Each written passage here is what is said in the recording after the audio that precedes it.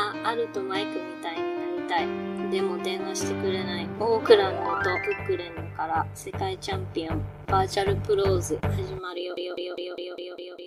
バーチャルプローズ。To my motherfucking man, 50 grand, the alcoholic man, inject a tall can in his bloodstream if he can. Biggie Smalls, the stroker, MC provoker, chocolate tie smoker, huh?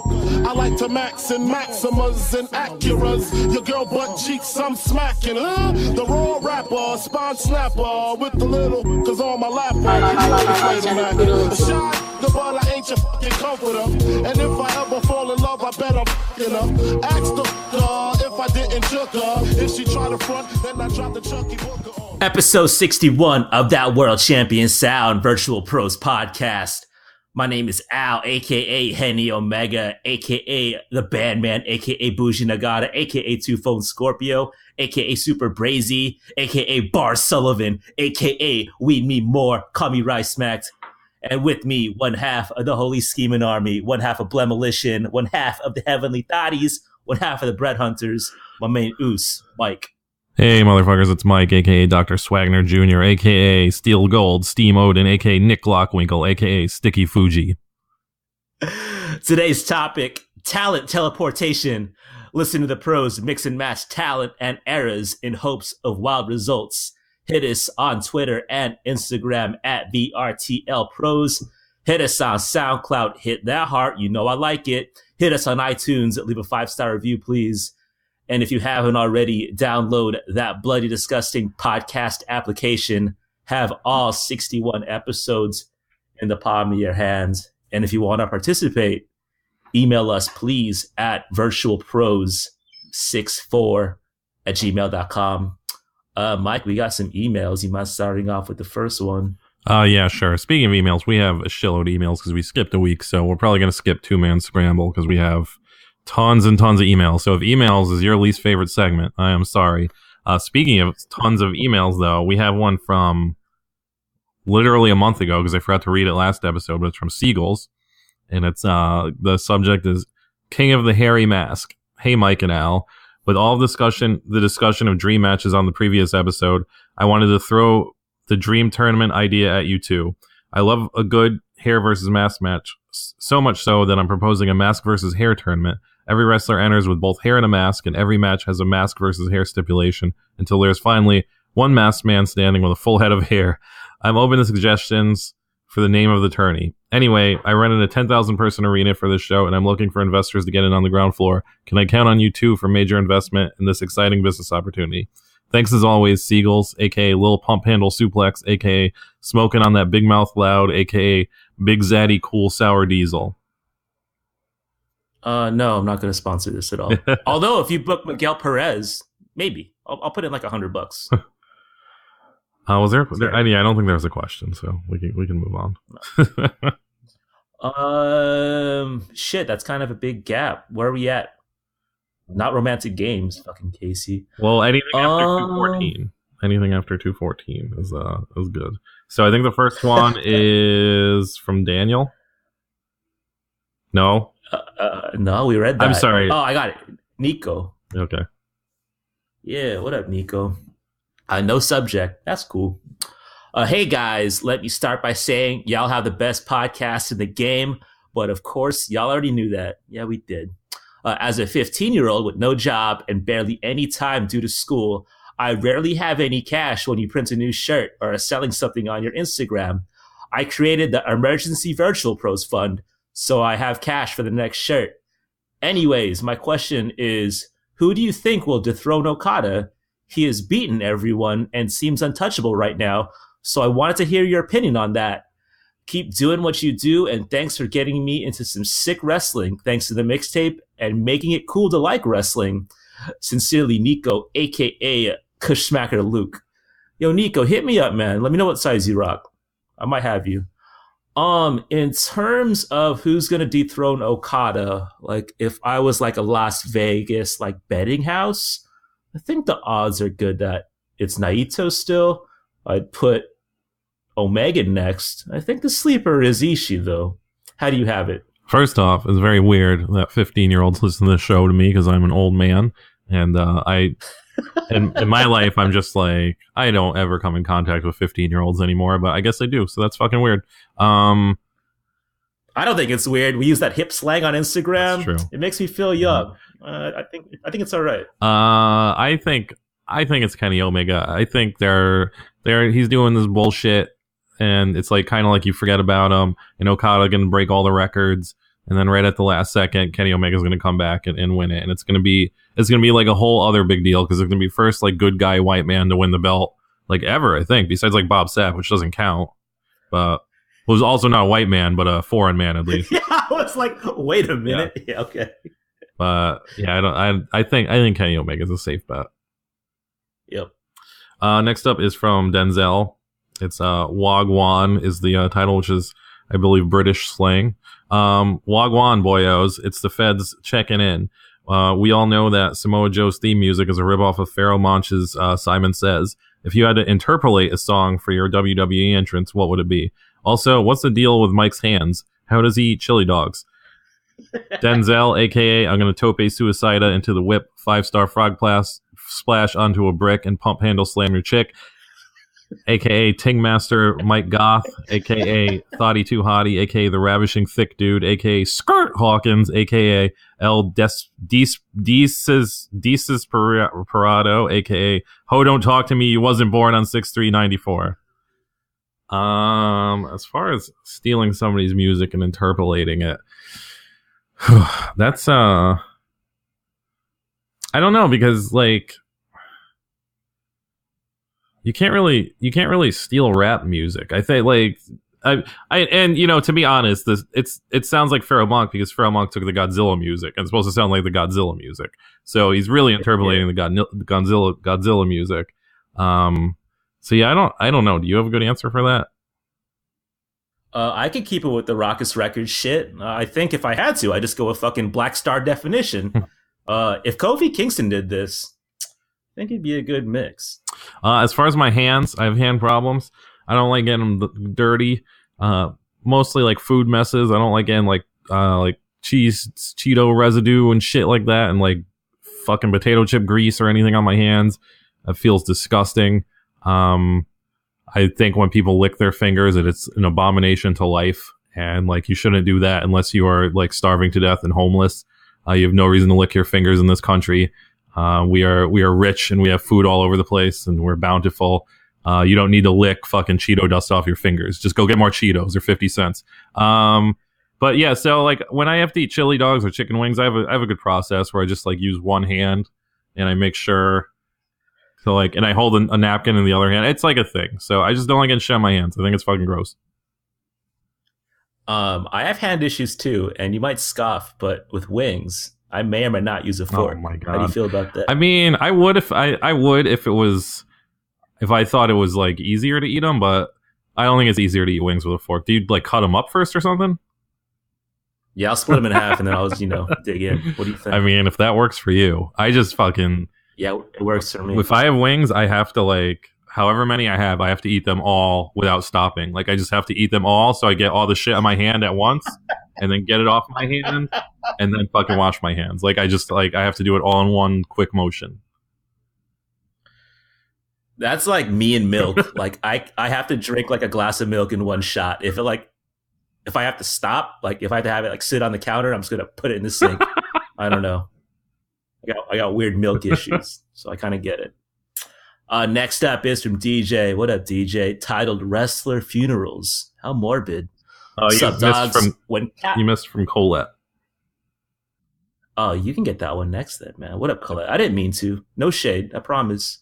What up, dogs? When Captain Lou died, it was big news in my hometown of Carmel, New York. So, of course, I knew I had to go to the legend's funeral 10 minutes from my house.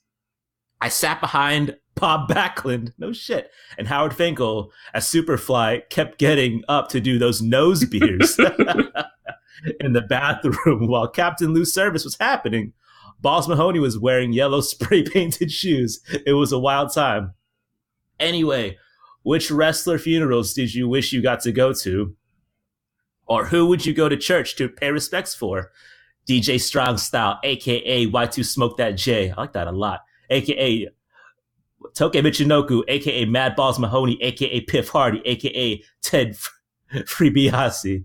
Also like that one. A lot of drugs. Obviously Hayabusa. I think his anniversary was on maybe Thursday or Friday. I would have gone to pay respects for that. I would have. I don't know. It's weird to say I would have liked to have visited their funeral. Owen would have been a sight to see, I think, but I think those two come to mind. I actually had to text DJ to make sure the story was real, because I was like, this is the weirdest fucking story anybody's ever written in. I didn't know you could just. I like going to somebody's funeral. Like, that's fucking weird as hell.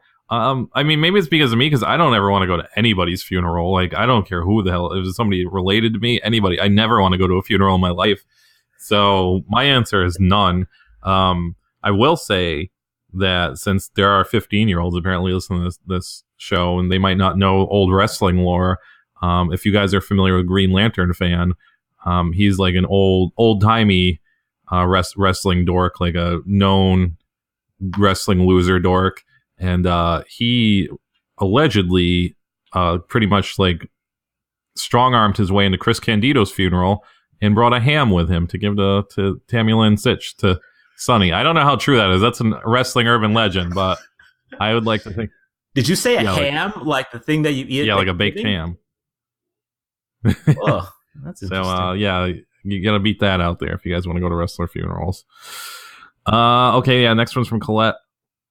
It's wrestling that wasn't what you expected as a subject. Hey y'all, I was clicking through YouTube instead of sleeping the other day and stumbled across an IWA Japan tape called The Bathhouse Matches. The opening recap video had footage of Dan Severn and Tarzan Goto, and I'm not trying to sound like a creep, but the thought of those two wrestling each other in a bathhouse had me all, and that's the eyes emojis. The tape is for perverts, but not in a way I appreciated. First, Dan Severn isn't on the tape.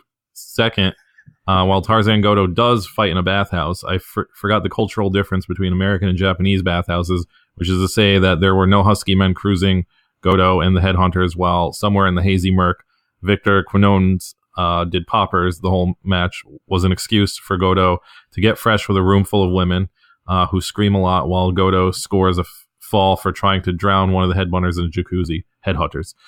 This email has gone on too long, but are there any tapes you've ordered or videos you've watched expecting one kind of wrestling, but got something else entirely? Has that been good or bad, generally speaking? Personally, it's been 3 days and I'm still bummed. Dan Severn in a bathhouse is too good an image for it to exist in the mind alone. Colette, a.k.a. Rock and Roll Ricky Snorin, a.k.a. Guap Nanawa. Sorry, I'm fucking these up. A.k.a. Guap Naniwa, a.k.a. Jay-Z Bar, a.k.a. Ultramantis Black and Mild, a.k.a. Tarzan Thado. I will say, ironically, the Bathhouse Deathmatch is the one tape that I did get that was completely what it was described as. So I was always thankful for that. But I will say, getting wrestling matches that were said one thing and were something different, I will say almost every single deathmatch description tape I ever got, like I had like these giant imaginations in my head of what it like actually was. Like when I heard Piranha Deathmatch, I was expecting like an entire like fucking Olympic-sized swimming pool full of piranhas, and then you see it and it's just like a little like 10-gallon fish tank of piranhas. Like when I saw like Spider Net, like I didn't even know what that was, but I was expecting something more than it was. So I would say every early deathmatch tape I ever got, like I was expecting like this big production, and it was probably a lot smaller than what I thought. For me, not exactly wrestling, but when I was trading wrestling tapes, I think people just got lazy and they would just copy whatever tape they had. Like they would like the trade was like trade me this card for this card or whatever, and say I'd get like J Crown, but this one guy he threw in like say J Crown, and then it was like Megumi Kudo's Graver video, and I didn't ask for that. And speaking of 15-year-olds. And wrestling influencers, like at the time, I thought it was like the sweetest thing in the fucking world to have like this unexpected bikini tape. But as a 32-year-old or 33-year-old now, I don't think I'd do that to another 15-year-old. Seems a little dark. I mean, what do you think? Like at the time, I was like, man, this guy really hooked me up. But I was really kind of predatory. I was thinking about it, and because in our minds, we're so conditioned to this modern new world. Like when we're thinking about copying stuff now, it's like something that's like a 2-minute process. And like I was thinking about it, I was like, when did I even have time to like copy all those tapes? Because I didn't have like a fast speed dubber or anything. Like I was doing a VCR to VCR, and I remember I would just like I would set it like right before I went to bed and just like wake up and stop the tape. So that's probably why that happened. So I mean, I don't know. You can't do anything about it really. I was stingy, man. I would make sure like I would end that tape like 2 minutes and 34 or 2 hours and 34 minutes afterwards. Like if I was going to trade you a card, that was the only card you were going to get, dude.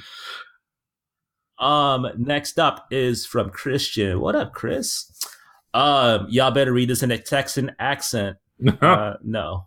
Howdy, V-boys. Although it's rare these days when I find someone who ain't well-versed in the world of wrestling and they allow me to talk to them about it, I usually end up sharing the same iconic match to get them pumped, which was Manami Toyota versus Akira Hokuto on the blessed day of 9/2/1995.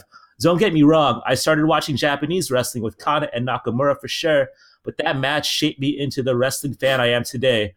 What would y'all's go-to match be to really show someone the depth and wonder that is wrestling?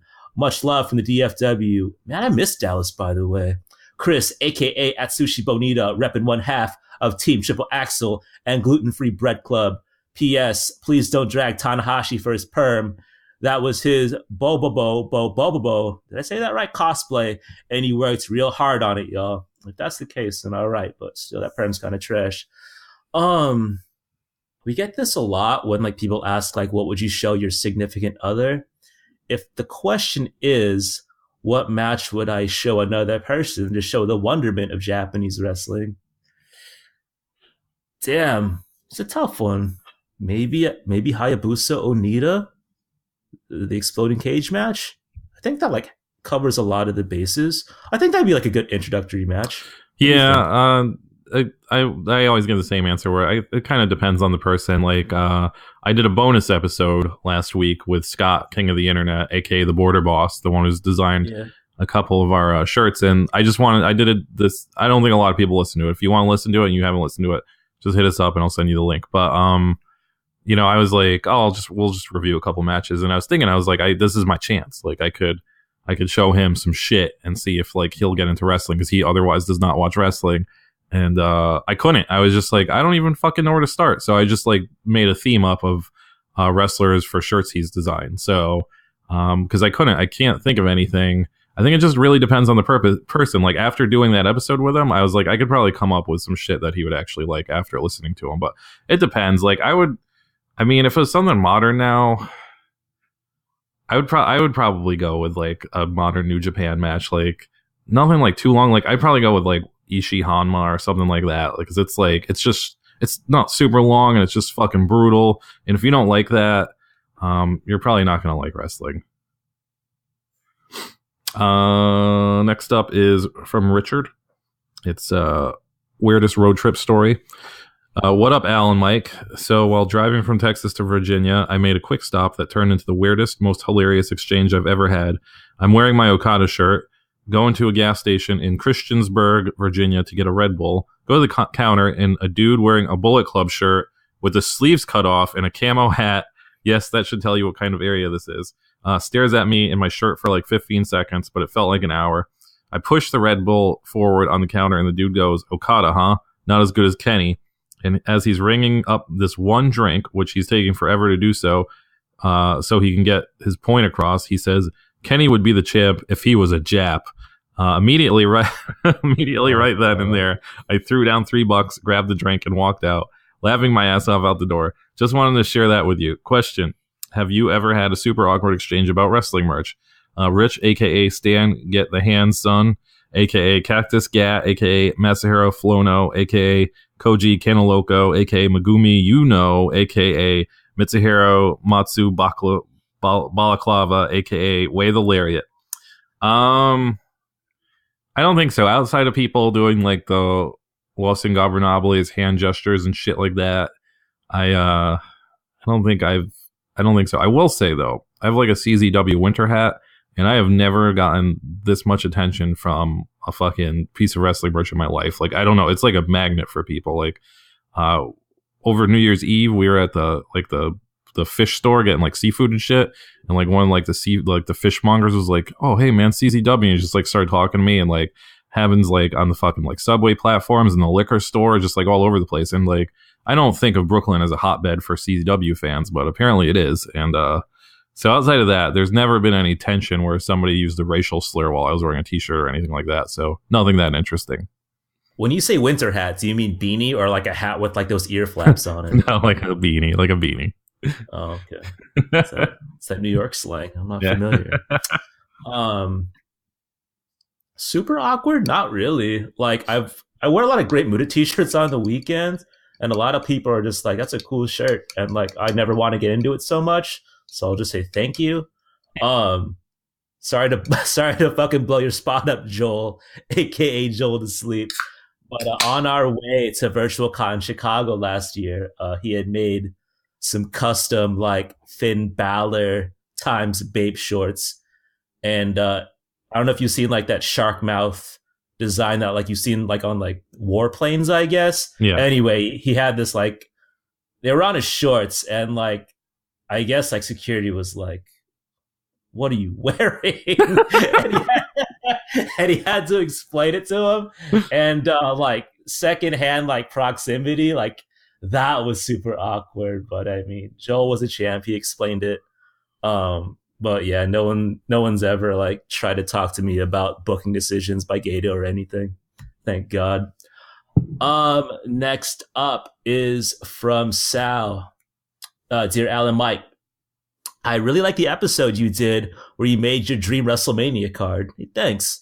I'm wondering which musical act from a past Mania would you have perform America the Beautiful to kick things off for your card? The 90s kid in me is leaning towards Boyz II Men from Mania 15, but I think I'd have to go with Willie Nelson from Mania 7. The only reason is because if you watch back, Willie somehow squeezed a kid's foam WWF title belt around his waist.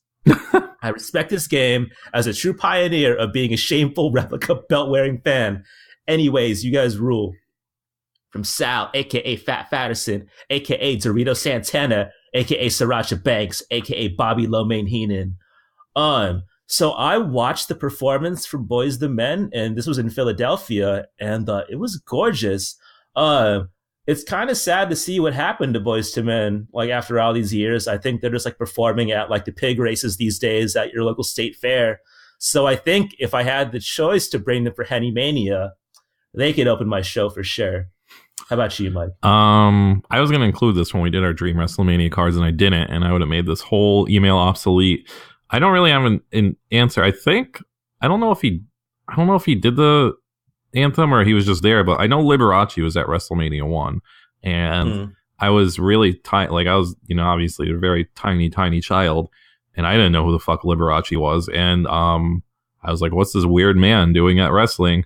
And I still think it's weird 40 years later. I'm just like, why the fuck was Liberace at WrestleMania? Like, I'm still like that. So I would go with Liberace because that was real weird.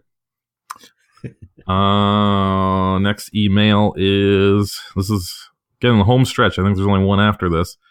Next one's from Cole. It's crossface. Who's got the best crossface? Also, what's your favorite submission and why? I've been a sucker for the old Texas Cloverleaf because I saw my boy Green, aka Silverant, do a gnarly one in like 2010. Thanks, keep up the sweet work. You boys keep me sane. Cole, aka Chris Giro, aka Rexy Joey P, aka Hash Chisako, aka Notorious BB, aka Youngest Boy. Obviously Chris Benoit. I mean, it's a given. I'm not going to get into dark jokes, but you can make your own dark jokes about his crossface. But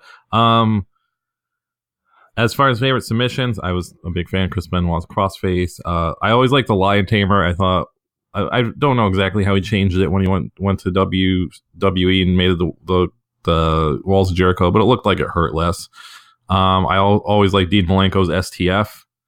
I always liked fucking Terry Funk's spinning toe hold or Texas Clover, whatever that move is called. I always call it the Cripple Crab Crunch because that's what they call it on the Stranglemania tape. But the spinning toe hold because that's just like a silly move and I love it. But yeah, those would probably be my favorites.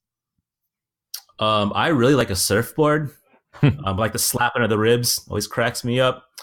Yeah, like Mike said, love the Lion Tamer. That one's always sweet.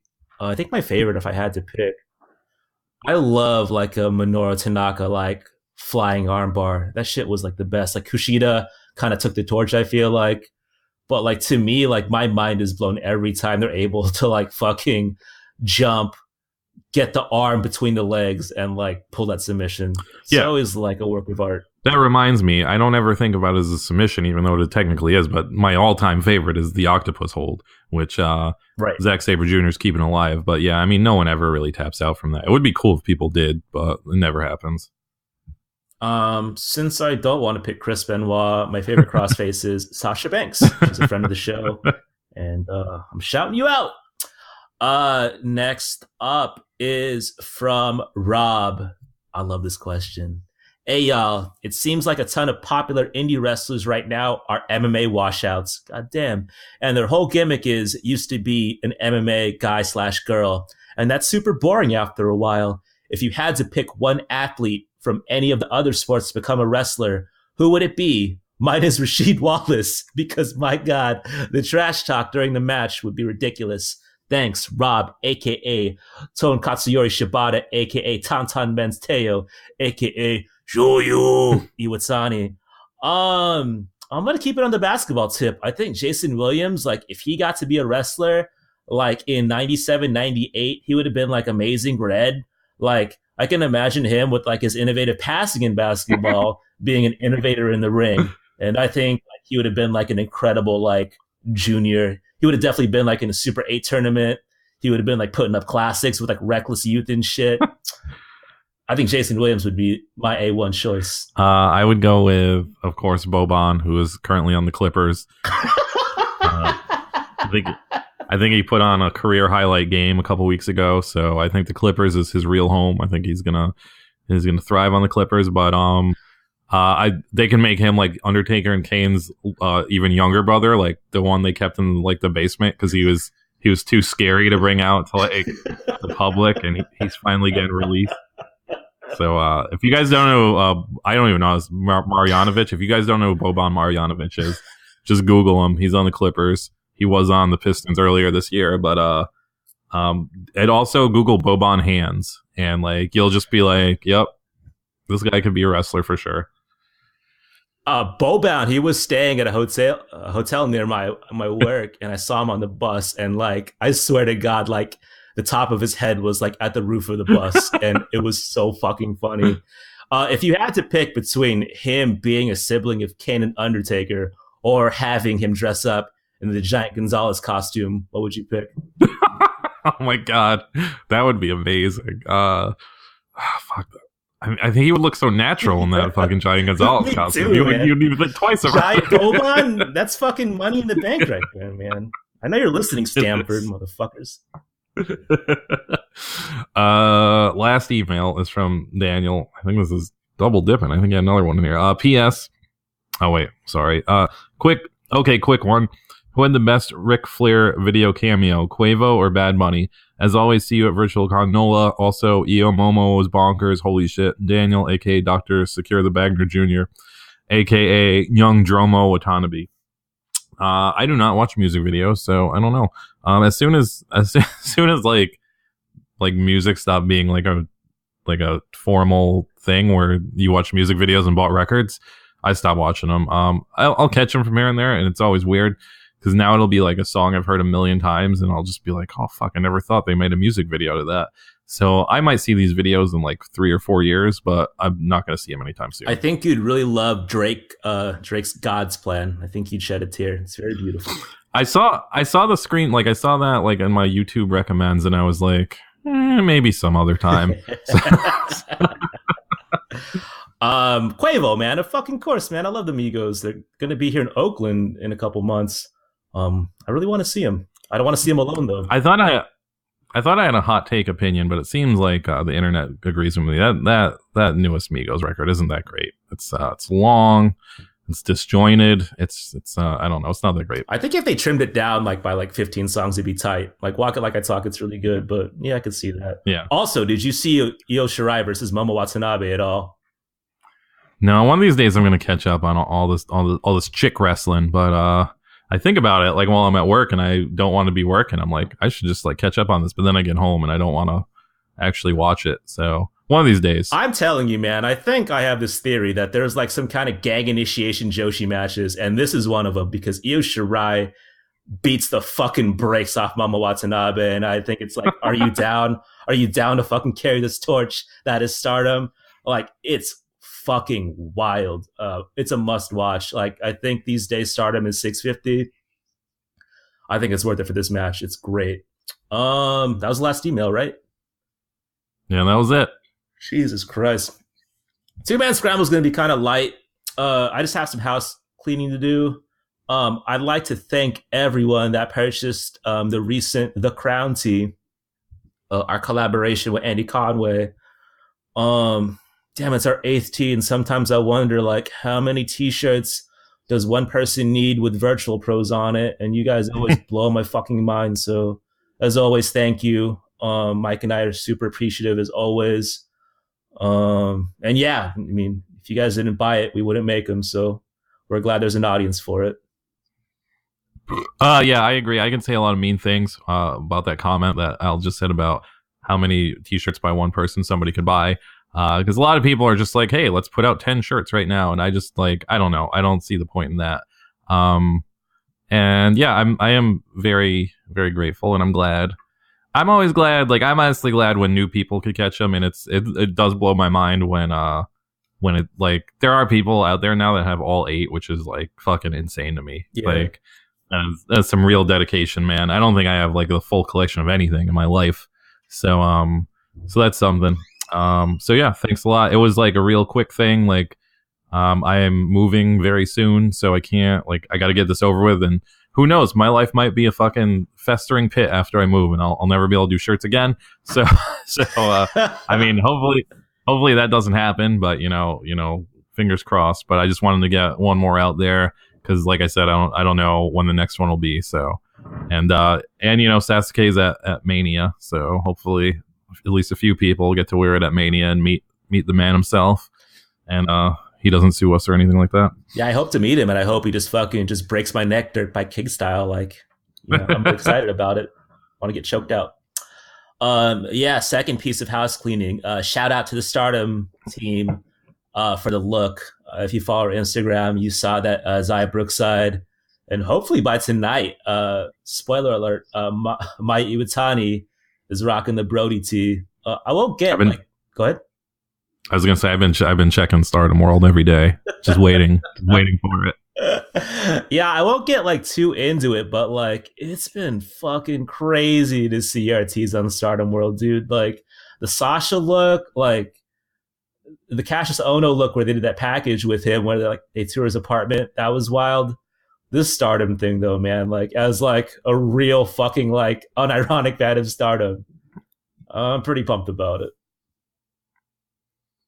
I am too. It's something like I think I've said this on the show before, but I am more pumped about like more fringe things, like when Fred Benson started dissing us and stuff like that. That was like the fucking greatest thing ever. Like I was like over the moon with that. So like Stardom is like a thing that like, I mean, I think Al was watching before we started the show, but it's kind of something that's like I've grown up with basically since the show started, where it was like just this thing that Al talked about, and then it was on YouTube, and I started watching it, and now it's like its own thing. So it's like, it's pretty sweet.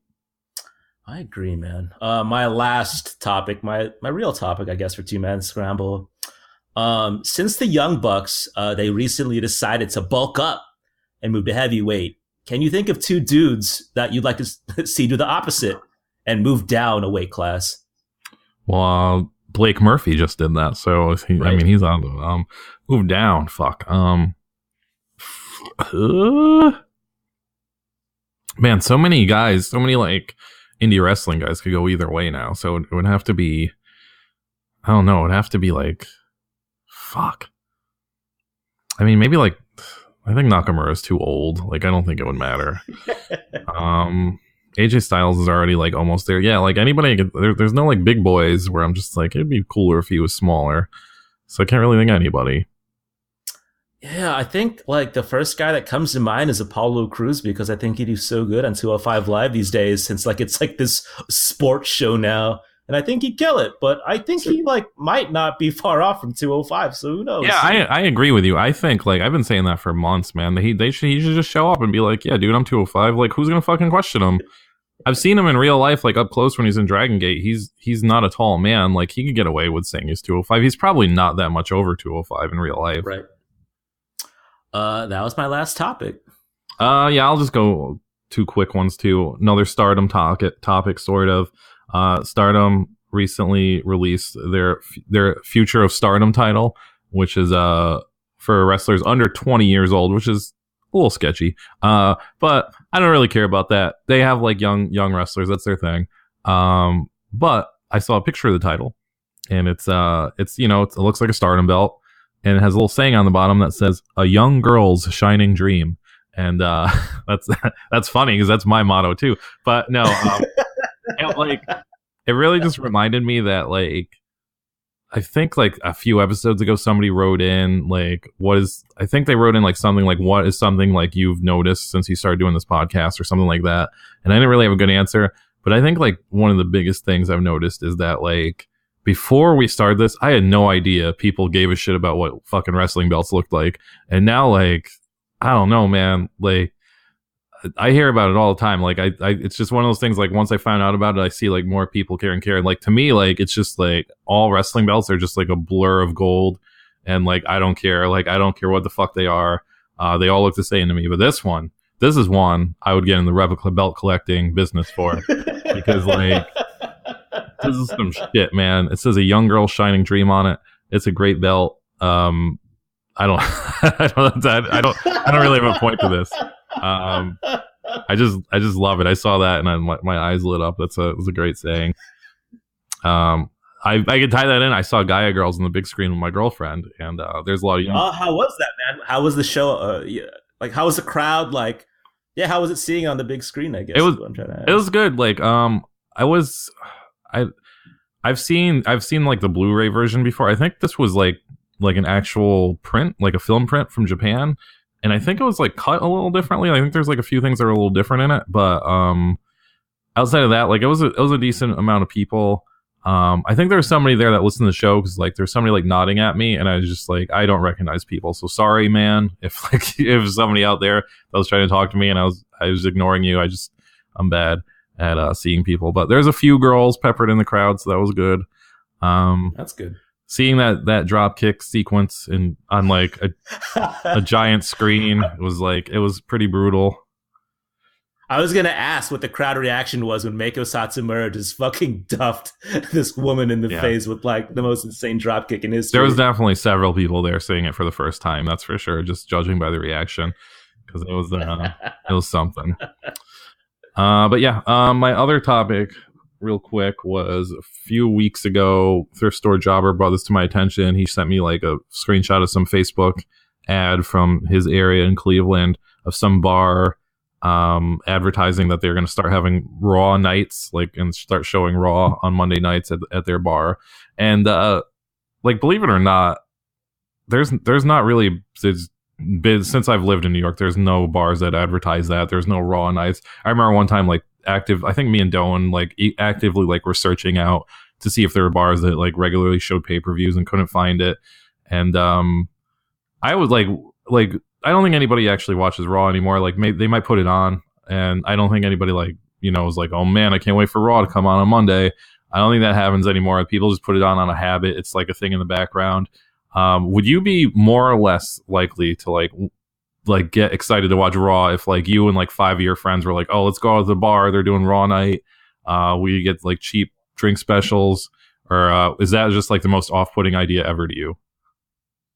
It's off-putting, dude. Like, I'm fucking old and I don't want to get tanked on a Monday. Are you fucking crazy? Not a chance in hell, man. Like, that is a terrible way to start the work week off. Like, if it was like a Friday night Raw, you might be able to talk me into it. Like, even Sundays, like, so me and my boys had like a Royal Rumble thing, and like that's really more about like eating bad food than it is getting fucked up. So like, I don't even watch Raw in my apartment. So like, who's to say that I would like take the time to go somewhere and watch it? Like, no, there's no way. Yeah, I don't know. Like, I think I would do it every once in a while, because I remember me and Doan, like Daniel from Check the Tape, used to work at a bar, and there was a sports bar, and like during that like 1 month in the summer when there was no other sports on, he would put on Raw for us, and it was cool. Like, it wasn't like a big thing. It would just be like me and Doan, and maybe like a couple other people, and then like one rando there that's like, oh, you guys still watch this fake shit? And then by like the end of it, he's like telling us like fake wrestling facts, like, oh, you know, there was like 3 Ultimate Warriors, like just like one of those kind of people there. And that was pretty cool, and I always like remember that, and that was like a fun time. But that was also, I think, when me and Doan both had like off-peak lifestyles where we didn't have jobs the next day, so like that's probably why it was fun. But I don't know, I would check it out just to people watch at least once. Let us know, guys, if you have a Raw night in your area and how that and what that scene is like, because I'd like to know. Yeah, and that's it. Cool. Today's topic, talent, teleportation. Listen to the pros mix and match talent and eras in hopes of wild results. Please stay tuned.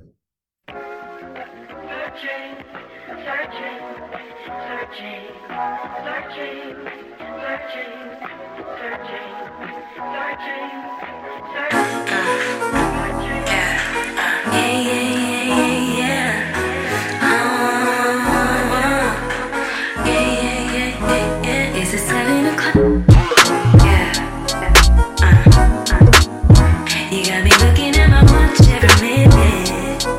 Yeah, because I'm waiting on you. I said I'm waiting on you. Make a move. I'm waiting on you. Yeah. 7 o'clock in the morning. All I want you to do is get on top of me, baby. I'm all up on you.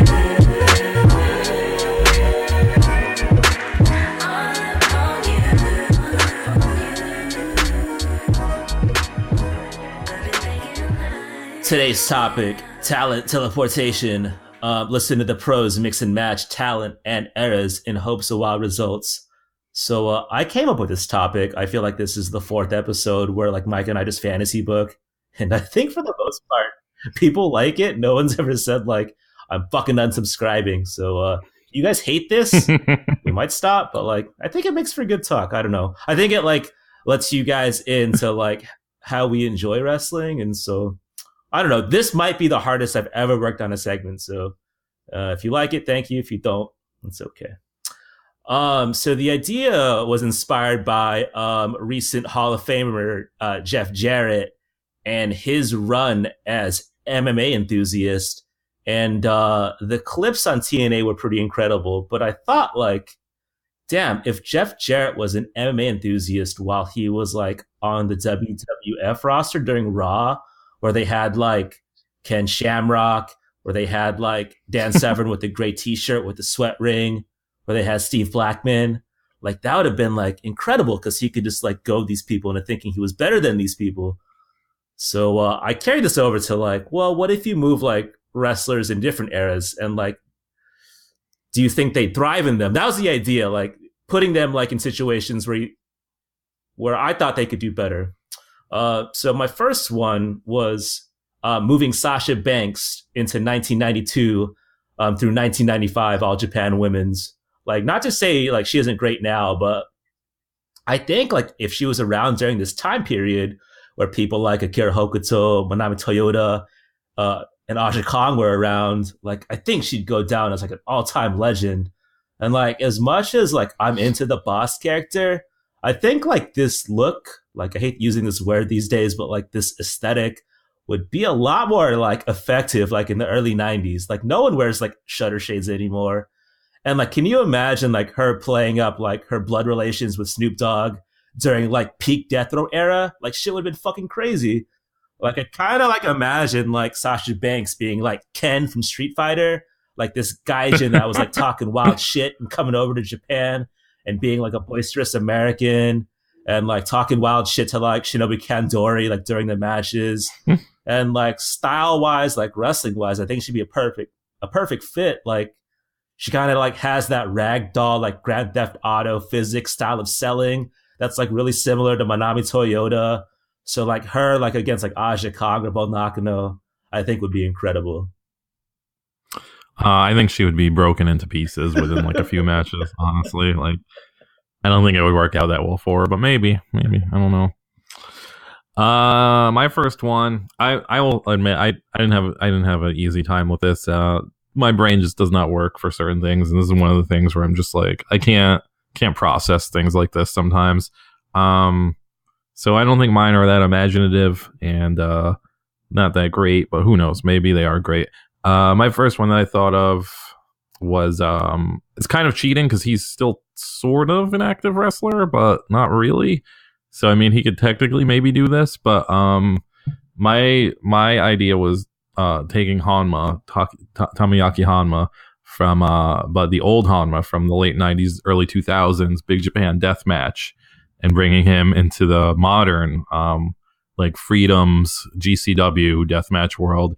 Because him and like fucking Yamakawa, I think Ryuji Ito, all those guys, they were kind of like the guys, and Jukasai later on. They are all the guys who kind of like revolutionized Japanese deathmatch wrestling, where it stopped being guys just dragging each other by their hair to like spot to spot, and they were dudes who could actually do wrestling moves, and it was like really.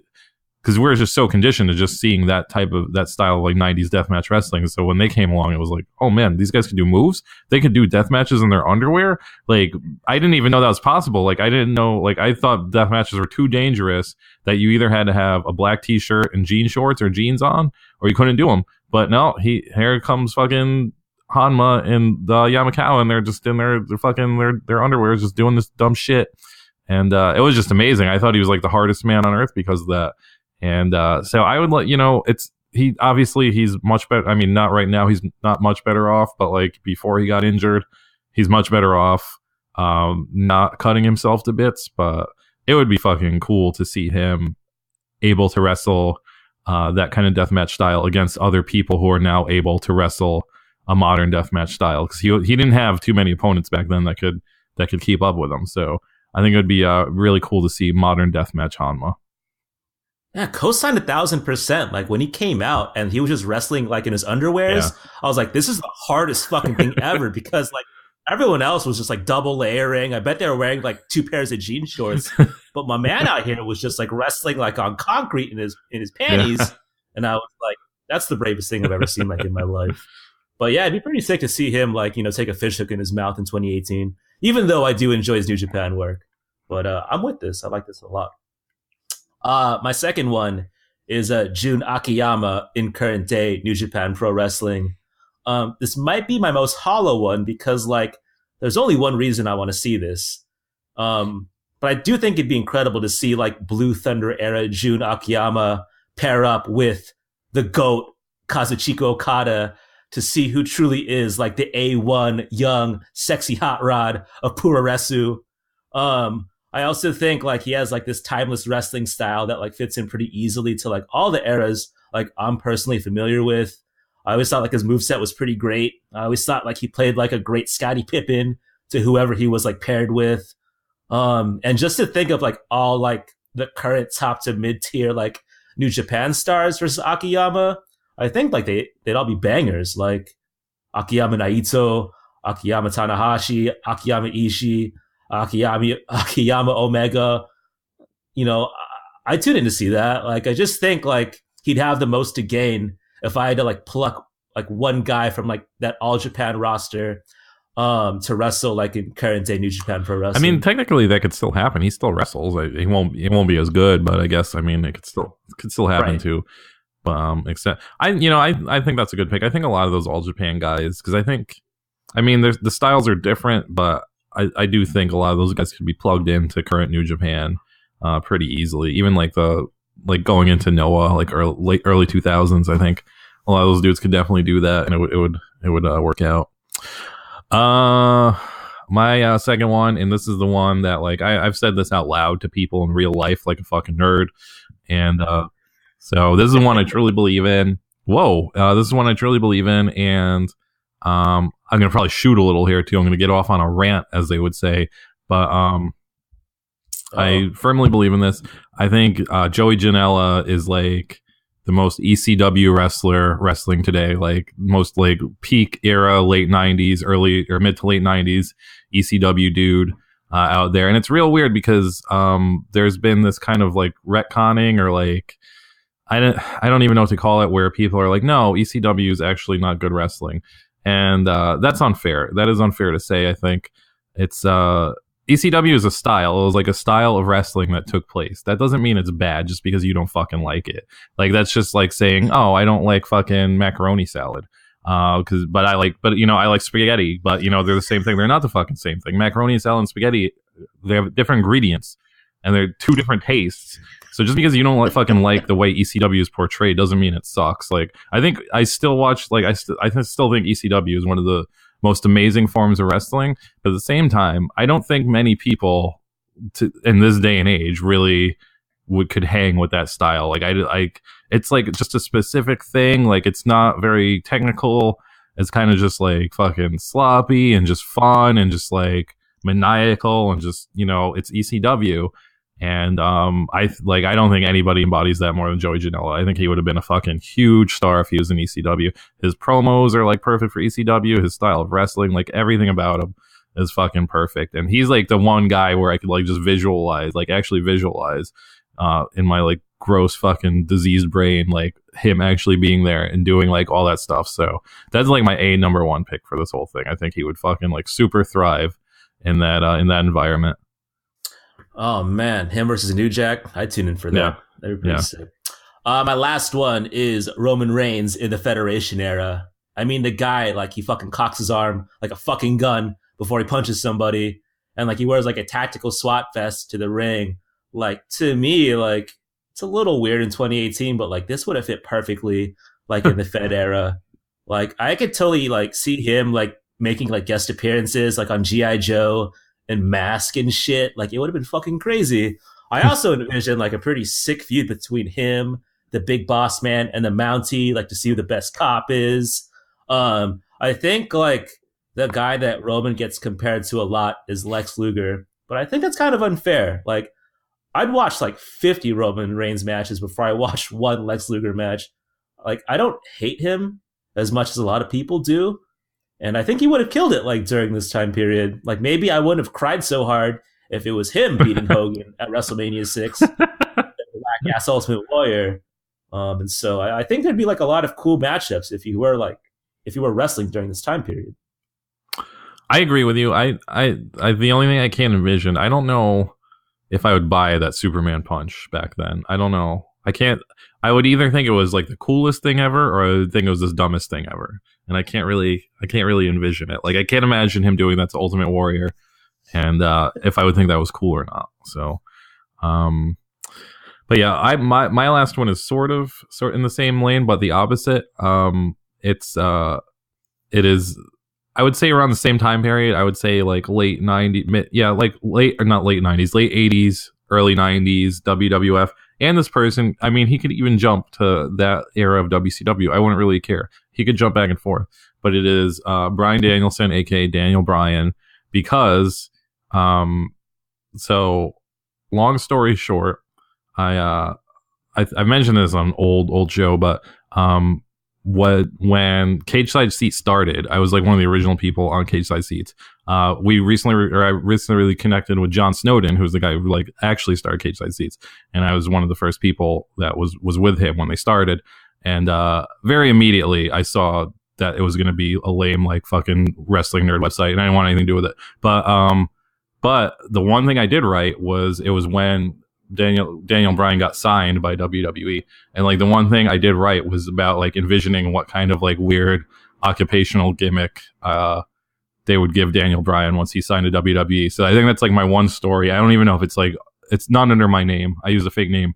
So I don't even know if it's like archived on their site anymore, because this was fucking over 10 years ago, I think. But like, it's just when he got signed to WWE, I couldn't even like imagine him being like a wrestler that had like a character, because like I was just so conditioned to see him as like the tiny vanilla white guy who just did like technical moves. And now he's like, he's a naturally like kind of like charismatic person, so he doesn't need to be a character, and that kind of became his character. But at the time, I didn't fucking know that. I just thought he was some indie guy. So I am like just completely curious, like what they would have did with that guy in like the cartoonish era of WWF. Like because like it was kind of like, if you guys remember, like Doink was like a fucking ridiculous, like just stupid like character, but he was like, I mean, for the time, he was like a technical wrestler. Like he was like, he knew moves, he knew like wrestling moves. So like, I don't know if they would go that far with Daniel Bryan, or if they would like, I don't know. Like it's just always been like a curiosity to me. Like if he had to be a cartoonish character, what would they do with him? And would he thrive? Would like people see how good he was at wrestling too? Like I don't know. So yeah, that's basically my last pick. Like a cartoonish WWF era Daniel Bryan. They'd have made him like an IT support guy or some shit, and he would have just like lost every match on Superstars. I feel like. Oh man, he could have been like when they did the York Foundation, and she was like using a computer to like she could have been like he could have been like the Terry Taylor instead of Terry Taylor. That's actually a good gimmick. That would fucking work. That would be fucking great. I think I'd take Daniel Bryan winning at WrestleMania 30 over that, though. It's just me. Up next, the mixtape with, topical, Daniel Bryan, Takeshi Morishima, Mike Quackenbush, Kenta Kobashi, and the Dirty Daddy, Chris Dickinson. Please stay tuned.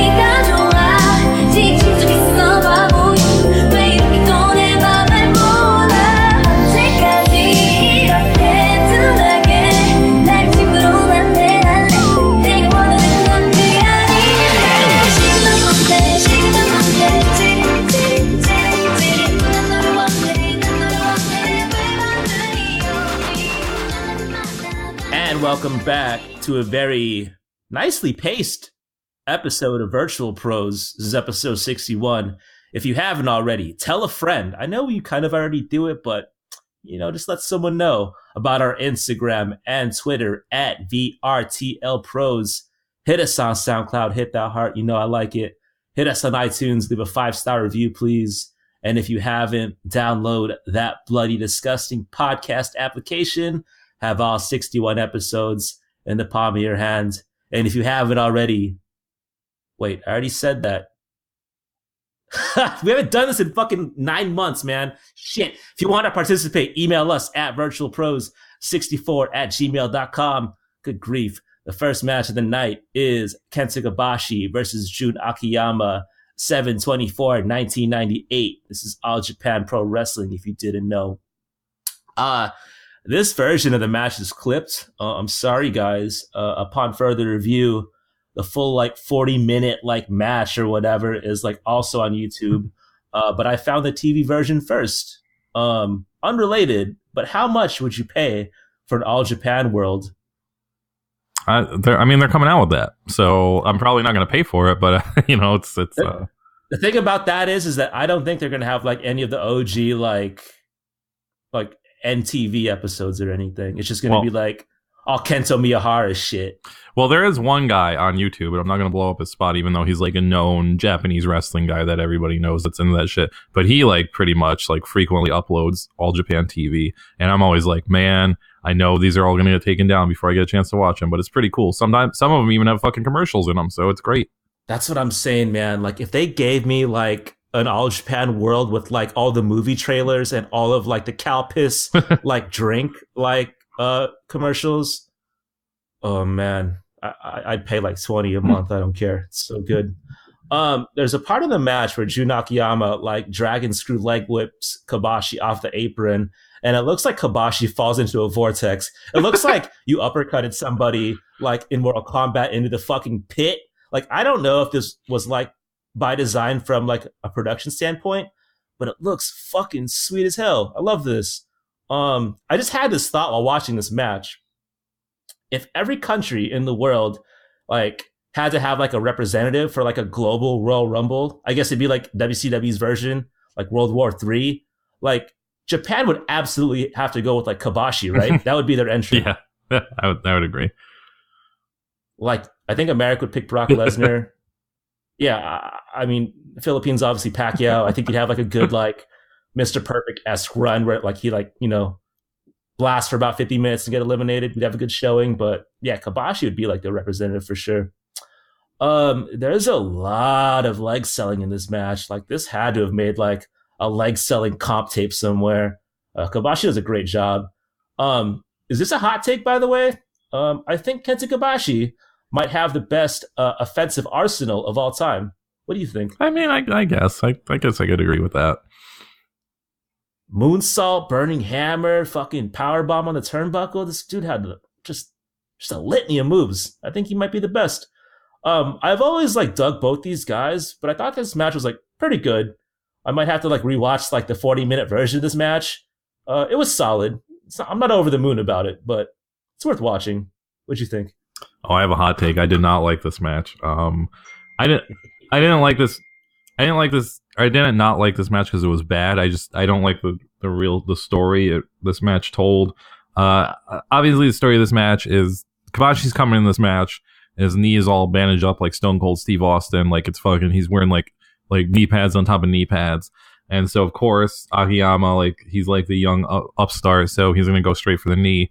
And it just gets into like these just like dramatic like camera shots of just like Kobashi's knee, but it's not like bleeding or anything. It's just like they're just doing these like dramatic zoom ins, like just like over going crazy just on like his padded knee, and it's just like, okay, like, I get it, man. His knee hurts. Like, this isn't exciting. And it's just like, I can't even imagine watching the full version of this because this is clipped and it's still 20 minutes, and it's like half of these 20 minutes is just them doing that, like these gratuitous shots of just showing this dude's knee over and over again. And so like after like the 90th shot of this, I'm just like, why doesn't he just go for a fucking submission hold? Like, obviously like he's fucking limping like the oldest man on earth because his knee hurts so bad. And I'm just like, is Akiyama not powerful? And does he not know submission holds? I don't know. Maybe he doesn't. I don't fucking know. I mean, at some point he goes for like this weak ass figure four, and like Kobashi's not having any of it, but that's it. That was like the one time. And I knew, like, just from watching these matches, I don't know if I've ever seen this match before this. I don't think I have, but I knew like that Akiyama wasn't going to win. This wasn't going to be the one for him to win. So I was just like, man, Kobashi's just going to, like, he's going to fuck him up at the end and he's going to win. And I mean, obviously that's what happened. But yeah, I mean, it's, if you are into selling, if that's your kink, if that's what gets your rocks off, this is a match for you, man, because he's really selling the shit out of that knee. Even though I don't know why Akiyama's not just doing knee bars over and over again, but that is not what All Japan is about. It is not about the submission style wrestling. But it just makes you think, like, why don't you do more of that? But it's, you know, it's a good match technically. It's not bad that way, but I just did not like the story it told.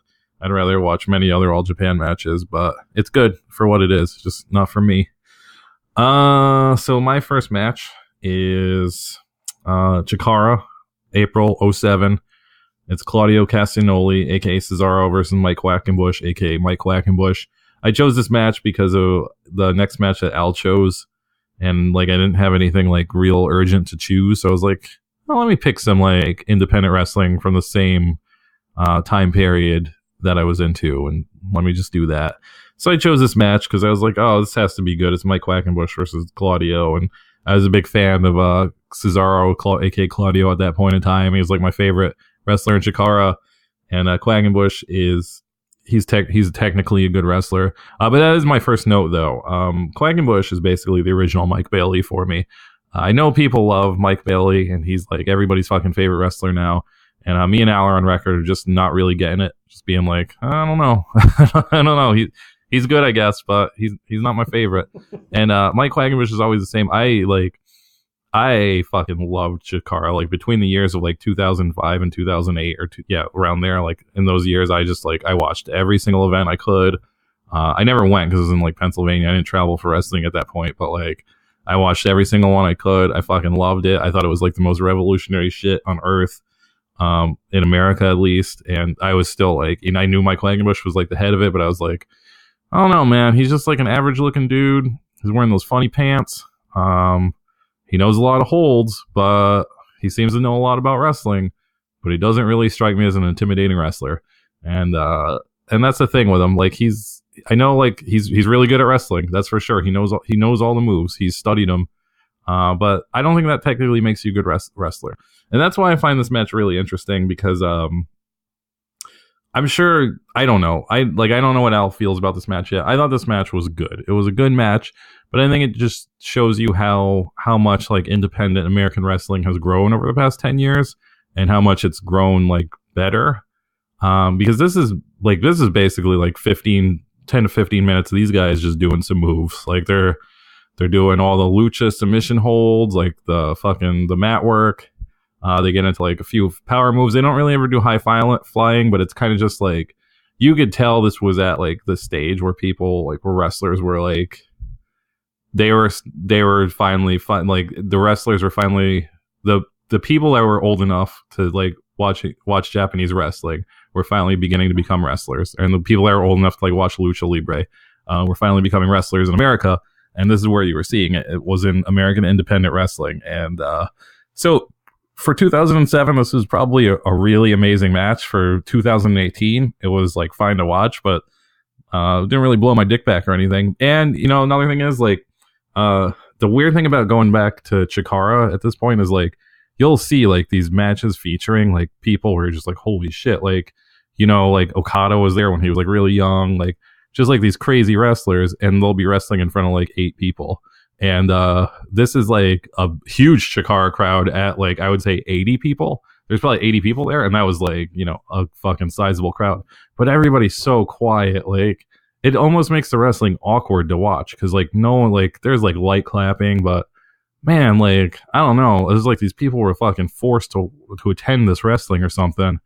And I mean, like I said, I used to watch every single Chikara event. So like, I'm used to it, but like I'm not used to it now, like because I'm used to like 10 years, like the present time where like when wrestling is good, like people are going ape shit and stuff like that. So it was just like weird. So it was a decent match, but like it didn't make me appreciate what we have now as far as like independent wrestling goes in America.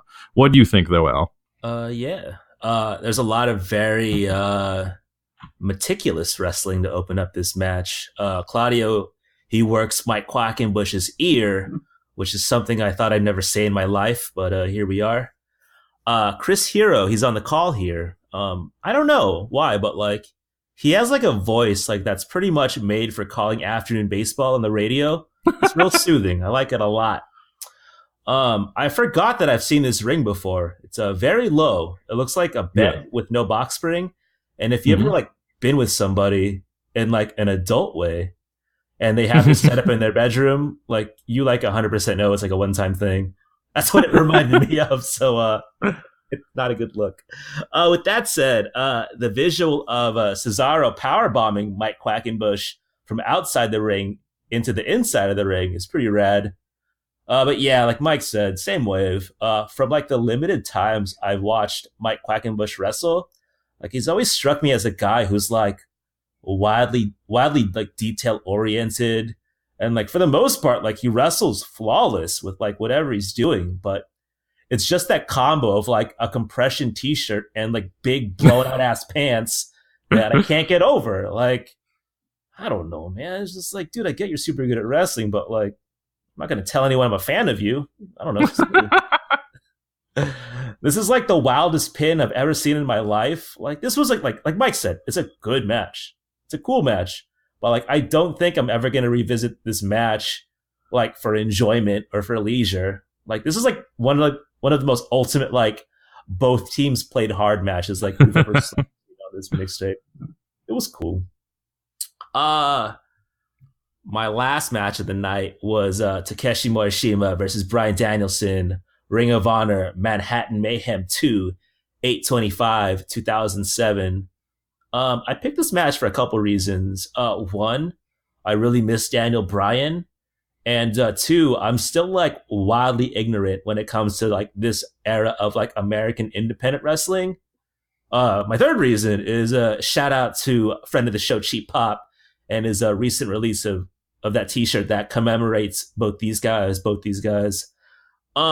USA streamer throwing might be more of an affront to Japanese wrestling culture than nerds trying to pronounce pro res. Like, stop. Like, it looks so ugly. With that said, like, the crowd is fucking hot. Like, Morishima for 3 or 4 minutes, like, just eating leg kicks.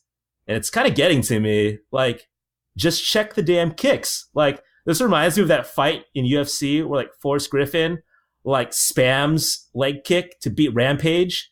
And, like, it made me really mad because I love Rampage Jackson. And, like, when Morishima finally checks a leg kick, like, I start to, like, freak out. Like, and, like, he starts to, like, to beat that ass. It was a good part of this match. Danielson, like, later on, he's, like, winking his eye. And, like, I kind of put it together that this is, like, the detached retina match that I've always heard about. At 9:39 of this clip, David Faustino, a.k.a. Bud Bundy, is in the audience with a Michael Jordan jersey. This must have been, like, a really big match, I guess, if, like, the Hollywood stars were coming out for it. 9:39, Bud Bundy, I swear. The last 4 to 5 minutes of this match were, like, really magical. Like, the only, like, ROH I've really seen is, like, current day ROH, where it's, like, New Japan guys just coming in and, like, beating the fuck out of Silas Young or some shit and, like, going, like, the speed limit and, like, some kind of broke-looking casino in Las Vegas. But I could really, like, see why people look at this era of, like, Ring of Honor very fondly. This match was really great. What'd you think? Yeah, this is, like, the exact opposite of Chikara crowd-wise, where I forgot that, like, ROH crowds got this wild because they're off the chain. Like, I think the first Chikara, the first ROH show I ever went to kind of still had that vibe. Not this crazy, but it was still like that. But that was in, like, 2009, and I don't think the next ROH show I went to was for, like, 4 or 5 years. Yeah, it was probably, like, 4 or 5 years later, so it definitely died down by then. But this was before this series of matches. Before, like, this era of ROH, I thought ROH was the lamest shit ever. It was just like, it's just a bunch of white dudes in panties, just being boring, shaking hands, being boring weirdos, doing serious man wrestling. That's not cool at all. But this was, like, the golden era of ROH for me. And this was, like, the series of matches that got me into ROH. Not only did it get me into ROH, it got me into Bryan Danielson, because before that, I was just like, I don't get it. Like, he's just, like, a boring white guy who does moves. But it sold me on that. This was, like, I think around the same time, or, like, right a little before Necro Butcher came to ROH, and there was, like, Larry Sweeney was there and Bobby Dempsey doing, like, a funny gimmick, and it was just, like, I don't know, it was way better than when ROH started. And yeah, this series of matches is just brutal. I could be mistaken, but I feel like Morishima was just kind of a young boy in Noah at the time, and, like, they brought him over, like, on his excursion to ROH, and instead of what they would do in modern times, just making some guy just a piece of shit, they actually made him, like, a world's beater, where he was just, like, immediately won the title and made him this badass, even though he's kind of just, like, a chubby Japanese guy. But he is imposing when it comes to, like, people like Daniel Bryan, who are a little shorter in stature, so he does look like an imposing man. So it worked out really well. Like, this was, like, expert booking. I hate saying shit like that, but it's true. Like, they made him this god among men, and Daniel Bryan's going in as, you know, a tiny world beater trying to go up against him, and it is a brutal, stiff match. Morishima just beats the living shit out of Daniel Bryan, or Bryan Danielson, and he's trying to come back. It's just a great story overall. There's a sweet Godsmack shirt in the crowd. Basically, right after Daniel Bryan gets his retina detached or his orbital bone broken, like, the next shot is a guy in a Godsmack shirt. So that was pretty cool to see. This whole series of matches was great. I think there was 3 altogether, and I wish ROH was still like this, because, like Al, in my mind, I tend to forget that ROH is a thing that exists outside of New Japan now, where, like, I forget that they have storylines that happen outside of, like, New Japan crossover storylines. And I don't know what happens in ROH anymore, but like anytime I try and watch it, I'm just like, this is real boring. And I wish I could go back to this, but I don't think I think the problem is like ROH now you have to sign a contract exclusive to ROH, and no one wants to do that because independent dudes who are big shit are making money hand over fist. So they don't need to do this anymore. So it kind of sucks that I don't think ROH will ever be like this anymore. But if you have never seen this match, do yourself a favor. This is legally on YouTube, so you don't have to watch some shitty stream of it. And it's on our mixtape. Just search Vrtl Pros mixtape. It's definitely worth your while to go out of your way to see. My last match of the night is something I attended live last week or 2 weeks ago now, and it is of course from the last No Ring Deathmatch 8 at the Tender Trap in Brooklyn, New York. It was Joey Janela versus Dirty Daddy Chris Dickinson. It was the opener out of the two matches. The second match was Casanova Valentine versus Stockade in an actual death match, and a bunch of people listening to the show were there. I met a listener, I think Ian was his name. He came to Connecticut to see this. There's a bunch of people, DJ, fucking CZW fans, Adam, Welf came down, Daniel from Check the Tape, fucking tons of people there, and it was a good time. I always say this was even better than the last time I went because it was slightly less crowded, so there's a little more room to move around, which makes these things a lot more fun when you can actually move around. I will say the one part that did suck, and you will see this when you watch this video, is there was tons of people with their cameras out the whole time, and that shit sucks, man. Like, let the people who are there to professionally film it, maybe take a quick picture real quick and put your shit away, but it was real annoying watching people just watching or like following people around with their phones out. Like, they need to film every second of this, knowing it's going to be on YouTube like a day later. And it was getting real annoying. Not to get too ahead of myself, but the match after this, because there was tons of people doing this, and after this, Welf allegedly may have gotten pissed enough allegedly to dump a bear on one of these people, and and like over their head. Yeah, and allegedly, awesome. I heard, I don't know, and the person allegedly turned around and was like, "Hey, did you just dump a bear on me?" And Welf was like, "No." And the dude was like catching an attitude with him, and it's like, dude, you're legitimately at a thing called a death match, and you're pissed because somebody threw a bear at you. Like, there's like fucking people getting hit with thumbtacks and fucking light tubes, and you're pissed because like you have this big camera and you're ruining everybody's time. And he was like, "I'm trying to film a documentary," and that was like the lamest shit I ever heard. Like, I just made me like real upset about stuff like life in general. And like if that guy was really getting paid to film a documentary, good for you. But I just feel like this shit's getting like Gathering of the Juggalos, where people were like, one dude made a cool documentary about Gathering of the Juggalos, and the next year there was 8 million other people trying to film a documentary there. And I got that vibe. And I think if your hobby is trying to enjoy other people's hobbies, you should get a new hobby. Just let people who are into wrestling film the documentaries, and, you know, let the people into the hobbies film the documentaries about their fucking hobbies. Because I don't know, man, like it didn't ruin my time at this whole thing. Like, this was still one of the funnest things I've ever done. This was, not saying the last one wasn't fun, but this one was even more fun. It was fucking amazing.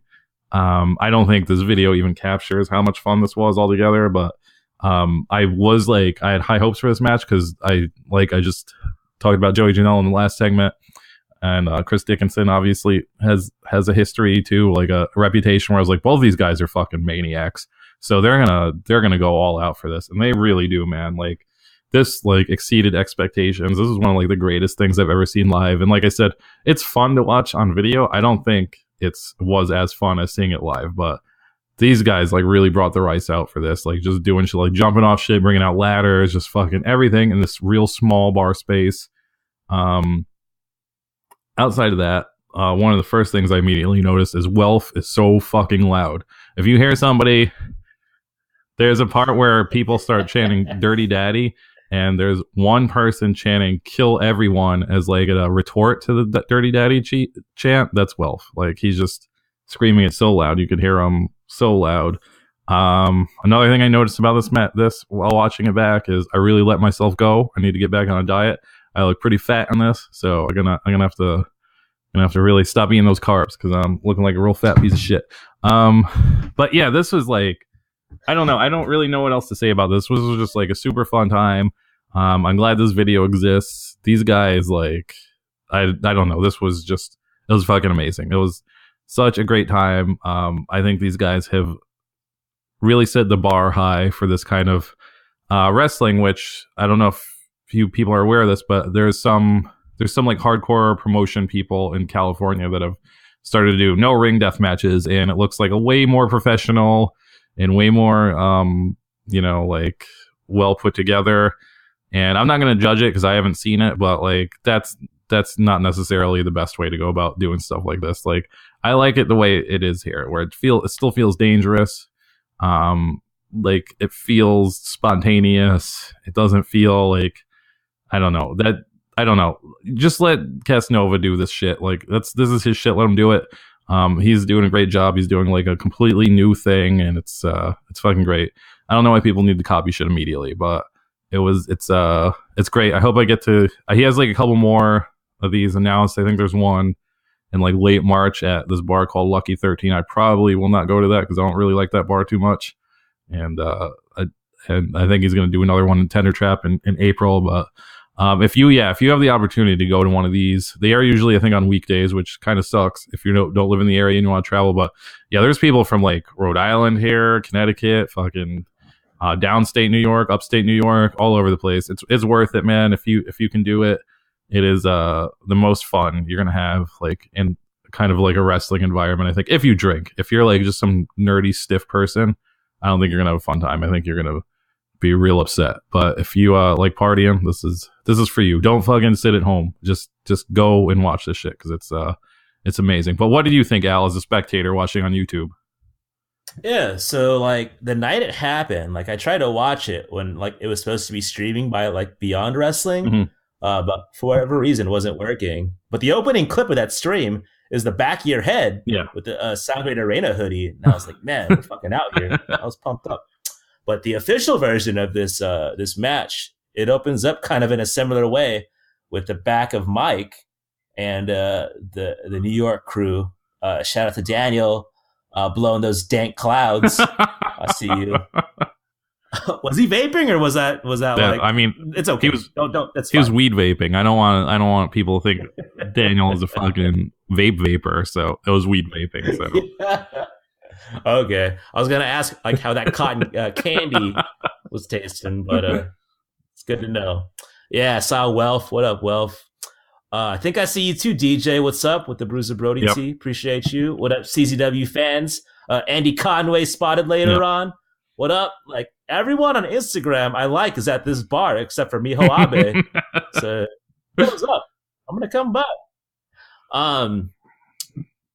Also, like at the beginning of this clip, there's a guy with the Mets t-shirt. He has his hand up for a high five, and then he like gets left hanging. I bet that happens a lot for Mets fans. Joey Janela and Penelope Ford, they come out first, I must say. Great looking couple. They really match. The Dirty Daddy comes out in Zubaz in a tank, and I think like this is the only way you can wear Zubaz. Since you were there live, when Janela did that front flip into shit, just eats it, how gross was that to see live? Because like on video, like there's a very sickening thud.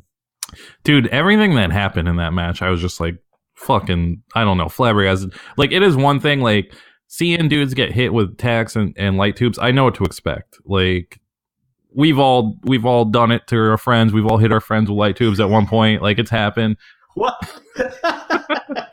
Okay. So, and we've all maybe gotten hit with light tubes. Like, it's happened in our lives. We've all maybe fucking jumped through a table or done something like that. So we know what it's like, but these dudes were doing wrestling moves, and like it looked real. Like, I don't know. I mean, I'm not a wrestler, so maybe it wasn't real. But yeah, when Joey Janela did that, when they were doing super kicks, and I was like inches away from him, I was just like, "Fuck, dude!" Like, I was just like, I think that was real. I think he really kicked him. And so yeah, man, yeah. When he thudded in the ground, I was just like, "Holy man, these guys are fucking nuts. They're all fucking maniacs." And that was the thing. That's what I was saying, where I was like, I don't know if it transfers that well in the video, because like live, the whole time I was just like, I can't believe this shit. No, it was like a very dead thud, and I was like, that could not have felt good. It was that and the pile driver on the stage. I was like, Oh yeah. it's not good. It's not good. But yeah, Welf yelling throughout the video, Janela wiggling on the floor during the drum solo. It just looked like a good time all around. I mean, on video it looked great. I imagine it was like even better live. I think this was like 13 minutes long. Recommended watch. I liked it a lot. That was episode 61 of the Virtual Pros podcast. Hit us on Instagram and Twitter at VRTL Pros. Hit us on SoundCloud. Hit that heart. You know, I like it. Hit us on iTunes and please leave a 5-star review. And if you haven't already, download that Bloody Disgusting podcast application. Have all 61 episodes in the palm of your hands. Mike, what size do you want for this I Feel Like Kane t-shirt? I'm definitely large. I want a large. Got you. That was episode 61. Be back in 2 weeks for, oh my God. Is it time for Merchamania? I think it's time for Merchamania. No, I think we got one more episode before that. It's okay. Okay. See you guys then.